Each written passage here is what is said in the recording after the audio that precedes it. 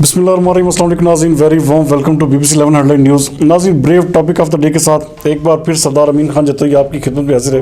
ناظرین، جیسے کہ آپ کو پتہ ہے کہ حکومت تحریک انصاف کی ہے اور یہ جو ایک بنیادی نعرہ لے کے آئی تھی کہ ہم نوجوانوں کو 1 کروڑ نوکریاں مہیا کریں گے، لیکن بدقسمتی سے پچھلے 7 ماہ کے دوران کرونا جیسے سخت ترین حالات کا ہمیں سامنا کرنا پڑا اور بجائے ہم کہ لوگوں کو نوکریاں دیتے، یہاں پر بے روزگاری کی شرح اتنی بڑھ چکی ہے کہ آنے والے وقت میں شاید اس کا مداوع بھی ممکن نہ ہوگا۔ وزیر اعظم عمران خان کی نیت پہ شک نہیں کیا جا سکتا، لیکن شاید ان کو زمینی حقائق بارے اتنا علم نہیں تھا۔ ان کو یہ پتہ نہیں تھا کہ پاکستان میں بے روزگاری کا جن پہلے ہی قابو سے باہر ہو چکا ہے اور اب مزید اس حوالے سے اتنی زیادہ سختیاں اور اتنے زیادہ سخت کاروباری اور معاشی مشکلات کے ساتھ کس طرح ممکن ہوتا کہ لوگوں کو نوکریاں ملتی۔ اب نوجوان ڈگریاں ہاتھ میں لے کر در در کے دھکے کھا رہے ہیں، لیکن حکومت اس حوالے سے کوئی سد باب نہیں کر رہی اور کوئی فیصلہ بھی نہیں کر پا رہی کہ اس حوالے سے کہاں پہ کیا اسٹریٹجی اختیار کی جائیں کہ ہمارے ملک میں جو بے روزگاری کی شرح ہے وہ کم سے کم ہو سکے۔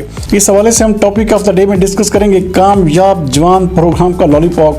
جناب عمران خان کی حکومت کو قائم ہوئے 2 برس سے اوپر عرصہ بیت چکا، جبکہ اب تیسرا سال شروع ہو چکا ہے۔ 1 کروڑ لوگوں کو نئی نوکریاں دینے اور 50 لاکھ نئے گھر بنانے کی دعوے دار تحریک انصاف اب تک کیا کر پائی اور آئندہ کن خطوط اور منصوبہ بندیوں پر عمل پیرا ہے، اس کی ایک جھلک کامیاب جوان پروگرام کی کوششوں میں دیکھی جا سکتی ہے۔ مگر ناظرین، ایشین ڈیولپمنٹ بینک کی تازہ رپورٹ نے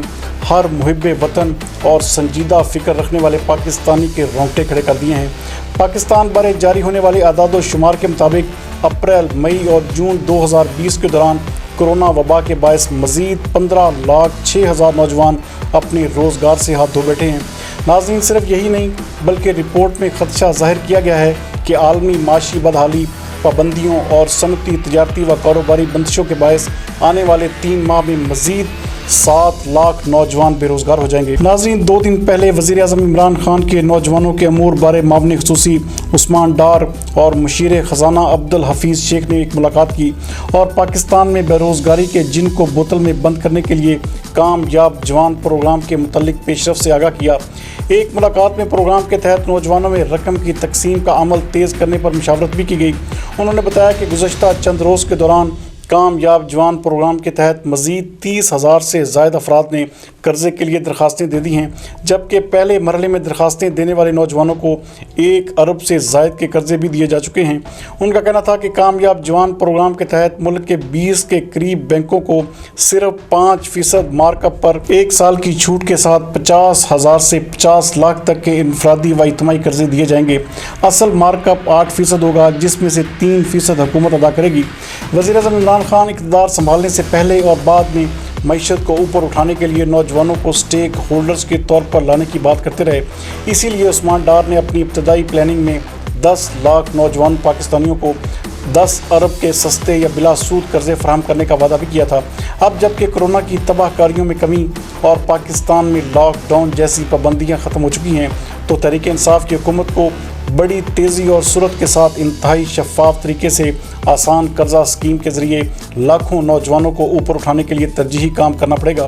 ناظرین کرام، بدقسمتی سے پاکستان دنیا کے چند ایسے ممالک میں شامل ہے جہاں بے روزگاری کی شرح بتدریج بڑھ رہی ہے۔ جنرل پرویز مشرف، آصف زرداری اور میاں نواز شریف کے دور میں سب سے پہلے پاکستان بے نظیر انکم سپورٹ پروگرام اور پیلی ٹیکسی جیسی اسکیموں کے ذریعے بے روزگاری کی شرح کو کم کرنے کی کوششیں کی گئی، مگر عالمی اقتصاد بازاری، پاکستان میں بجلی و گیس جیسی بنیادی ضروریات نہ ہونے اور کاٹن کی پیداوار میں بتدریج کمی کے باعث کارخانے، فیکٹریاں، برآمدی یونٹ سینکڑوں کے حساب سے بند، جبکہ پٹرول مہنگا ہونے سے اشیاء پیداوار کی لاگت اور ٹرانسپورٹیشن مہنگی سے مہنگی ہوتی چلی گئی۔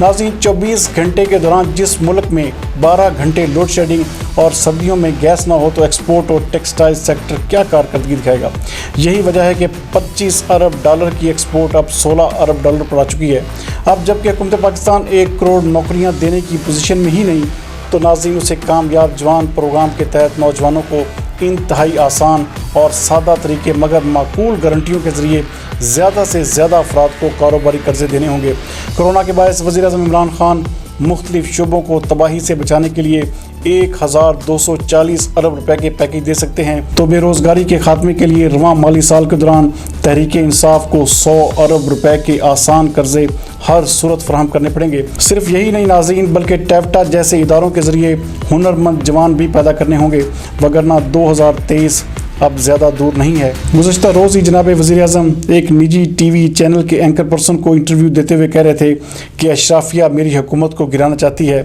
ناظرین، مجھے کوئی غیر ذمہ دارانہ بات تو نہیں کہنی چاہیے، مگر میں پورے یقین سے کہتا ہوں کہ مافیاز اتنے طاقتور ہوتے ہیں کہ ایمانداری اور جذبہ ان کے آگے خس و خاشاک کی طرح بہہ جاتا ہے۔